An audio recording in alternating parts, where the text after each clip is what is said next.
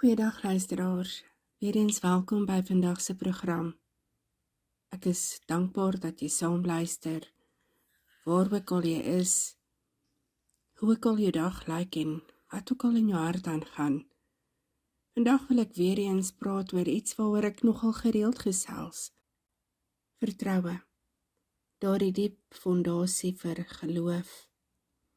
Nie die soort vertroue wat net werk wanneer alles regloop nie. Die soort vertroue wat jou dra reeds wanneer alles skeefloop. Daardie soort vertroue wat sê God is goed, selfs wanneer my omstandighede nie goed is nie. Want die werklikheid is dat ons sê gereeld, Here, ek gee my lewe vir U. Ek surrender alles. En dit klink mooi, maar die werklikheid daarvan is soms baie ongemaklik. Want oorgawe beteken nie dat dinge gaan uitwerk soos wat ek het wil hê nie. Oorgawe beteken dat ek kies om te vertrou, selfs wanneer ek nie verstaan nie, wanneer ek nie kan sien nie, wanneer ek nie kan voel nie. Oorgawe beteken dat dinge nie altyd gaan uitwerk soos wat ek wil hê nie. Dit beteken dat God nie altyd my planne gaan rubberstamp nie. Dit beteken nie dat ek die maklike pad kry omdat ek 'n gelowige is nie. Ons wil oorgawe soms aan emosie koppel. Maar dit is nie 'n emosie nie. Dit is 'n besluit, 'n standpunt, 'n posisie, 'n houding wat sê, Here, U is my Here, selfs oor dit wat ek nie oor beheer het nie. Dis daardie plek waar jy ophou om jou eie planne te maak, waar jy ophou om jou uitkomste te probeer manipuleer, waar jy ophou om jouself te probeer red, waar jy ophou om dinge in jou eie krag te doen. En luisteraars, dis nie maklik nie. Emosioneel is dit glad nie lekker nie. En dit is ook nie altyd logies nie, want in ons kop het ons hierdie geveg met sodra dinge uit plek uitraak, moet ek iets begin doen om my saak te beredder. So dis glad nie logies nie. Oorgawe is die plek waar God begin werk. Dis die plek waar hy jou kan begin vorm, waar hy jou leer om hom te vertrou, nie net met jou woorde nie, maar met jou hele lewe. Luisteraars, kom ons wees eerlik. Ons kry nie altyd dit waarvoor ons bid nie. Die lewe volg nie altyd die planne wat ons gemaak het nie, en soms voel dit asof alles wat moontlik kan skeefloop, loop skeef. Soms is daar tye wanneer jy nie kos in die huis het nie. Nie omdat jy te lui is nie, of omdat jy iets verkeerd gedoen het nie, maar omdat jy in 'n seisoen van vertroue is. 'n Seisoen waar God jou leer dat voorsiening nie net in die yskas lê nie, maar in Vader se hart. Daar gaan tye wees wanneer jy iets gaan verloor wat vir jou belangrik is. 'n Werk, verhouding, geleentheid, 'n droom. En dit gaan jou ruk. Dit gaan jou onseker maak. Dit gaan jou laat wonder, Here, waar is U? Maar die verlies daarvan is nie die einde van jou storie nie. Dit is deel en reeds die begin van jou vorming. Daar gaan seisoene wees wat dinge net heeltemal gaan skeefloop. Nie net 'n klein bietjie nie, maar heeltemal. Wanneer jy voel asof jy heeltemal beheer verloor het. Wanneer jy voel dat jy nie meer weet wat is die volgende stap nie. Asof die lewe jou verras op 'n manier wat jy net glad nie gekies het nie. Maar luister mooi vandag, luisteraars, dit is nie omdat God jou vergeet het nie, maar reeds omdat hy besig is om jou te vorm. God vorm nie sy kinders in gemak nie. Hy vorm hulle reeds in daardie tydperk van wrywing. Van wrywing maak jou sterk, dit maak jou diep, dit maak van jou volwassene, dit maak jou afhanklik van God en nie van jou eie planne nie. En geestelike groei gebeur nie in daardie tye van voorspelbaarheid nie. Dit gebeur in vertroue. wanneer jy nie meer weet wat se kant toe nie, maar kies om te glo, wanneer jy nie meer kan sien watter kant toe nie, maar jy hou net aan vorentoe beweeg, wanneer jy niks meer voel nie, maar jy hou aan om te aanbid, daardie tye wat jy net glad nie verstaan nie, maar jy kies om rus te vind in God se vrede. Soms is dit die grootste wonderwerk reeds, dat God nie jou situasie verander nie, maar dat hy jou verander. Die waarheid is dat God is meer geïnteresseerd in jou karakter as in jou gemaak. God is geïnteresseerd in jou hart, meer as in jou omstandighede. Hy is meer geïnteresseerd in jou groei as in jou gerief. God kyk na wat is jou eindbestemming, eerder as jou huidige posisie. En die storms wat ons beleef is nie daar om ons te breek nie, maar daar om ons op te bou. Daardie gebrek wat jy deurgaan is nie daar om jou te straf nie, dit is daar om jou te leer. En jou verlies is nie daar om jou te verwoes nie, maar reeds om jou te herlei. Soms loop dinge skeef, nie sodat jy moet ontmoedig word nie, maar om jou verhouding met Vader te verdiep. En wanneer jy terugkyk, dan sien jy dat die plek waar jy die minste gemaak gehad het, is daar die plek waar jy die meeste gegroei het. Want God se hand is nie in die wonderwerke net nie. God se hand is in die hele proses, in die spanning, die stilte, die wag, die trane, in die skeefloop. En dit is presies reeds daar, waar hy jou vorm in die mens, wat jy moet wees vir die roeping wat vir jou voorlê. Een van die moeilikste dele van vertroue is daardie eenvoudige, maar baie diep en baie moeilike geestelike toets, om nie ons eie planne te maak om onsself te red nie.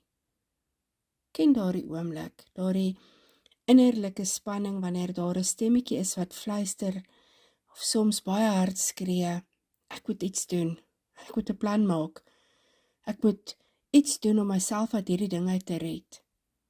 Want ons is mense, ons is gewoon daaraan om te beplan, te organiseer, te voorsien en te beheer. Ons is gewoon daaraan om oplossings te soek, om te hardloop en om te probeer red wat ons kan. Maar ware oorgawe, vertroue, daardie soort geloof wat verhouding verg, sê dat ons iets anders sal doen. Want ware oorgawe sê, Here, ek sal nie my eie redding probeer wees nie, ek sal nie my eie voorsiening probeer wees nie, ek sal nie vir myself deurbrake probeer forceer nie. Ek sal wag op U. Al voel dit ongemaklik en al voel dit vreemd en al voel dit soms asof dit net stilte is.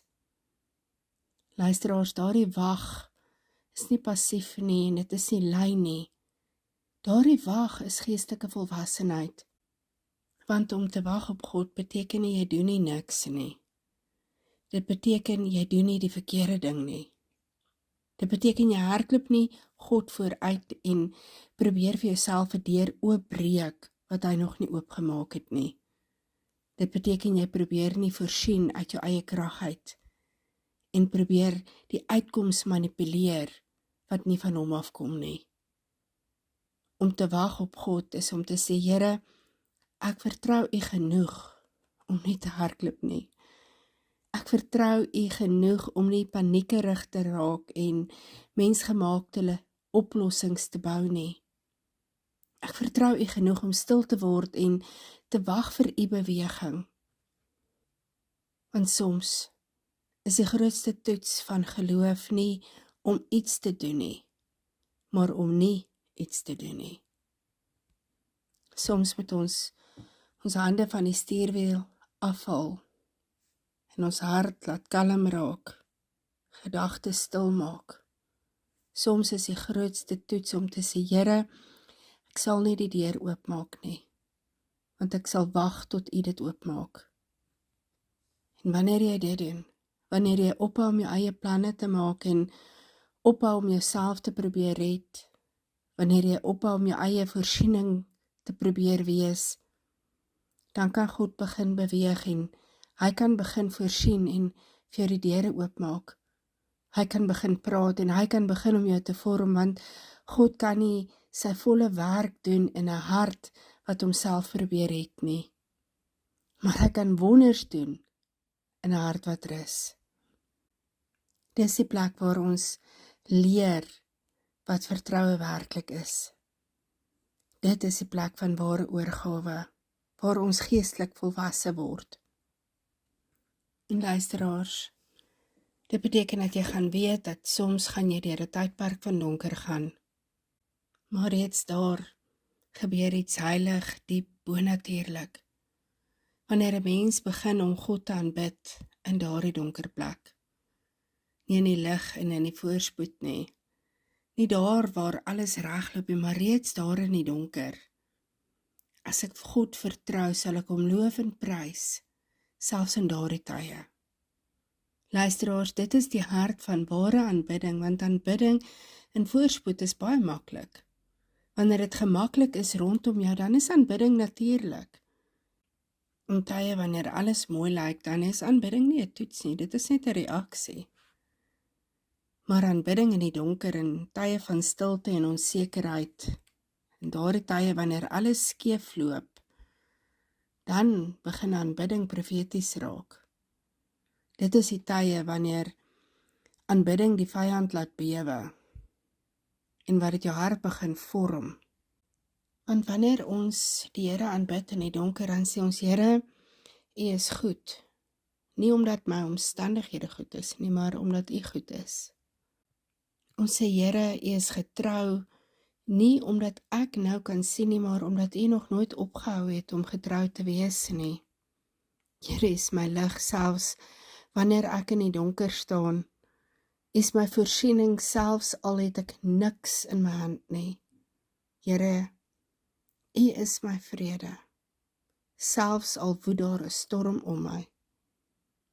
En dit is daardie soort aanbidding wat nie kom uit 'n plek van emosie nie, maar uit jou identiteit as kind van God. Dit kom uit 'n plek waar jy weet, God is wie hy sê hy is. Selfs wanneer die lewe nie is soos wat jy gehoop het dit sal wees nie. Luisteraars, wanneer jy God begin aanbid in die donker, dan begin die donker sy mag verloor. Want aanbidding is nie net woorde nie, dit is oorlogvoering. Dit is 'n posisionering, 'n geloofsverklaring. Aanbidding in die donker is om te sê, ek weier om toe te laat dat die donker my stem kom steel, dat die storm my lof gaan stil maak. Ek weier om toe te laat dat hierdie storm my geloof kom breek. Ek weier om toe te laat dat die dinge wat skeef loop, my aanbidding verander. Want aanbidding is nie net iets wat jy doen nie. Aanbidding is wie jy is. En wanneer jy begin om te aanbid in die donker, dan kan die lig binne in jou begin opstaan. En kan die vrede in jou hart wortel skiet. Kan hoop binne in jou begin asemhaal en kan die geloof binne in jou begin groei. Heilige Gees kan jou dra op maniere wat jy net nooit voorheen kon indink nie. Luisteraars, ek wil vandag almal bemoedig wat deur 'n donker tyd gaan, wat besig is om te leer wat dit is om te vertrou, wat leer wat dit is om aan te hou om te aanbid. Ek wil vandag vir u bemoedig dat God is nooit te laat nie. Nie soms nie, nie net wanneer dinge goed gaan nie. Hy is nooit te laat nie. Soms raak ons bekommerd en ons wonder of hy betyds gaan opdaag, of hy betyds gaan hoor, of hy betyds gaan deurbreek. En ek wil vandag vir u bemoedig met die verhaal van Lazarus. Vir die mense van Betania was die saak uitgemaak.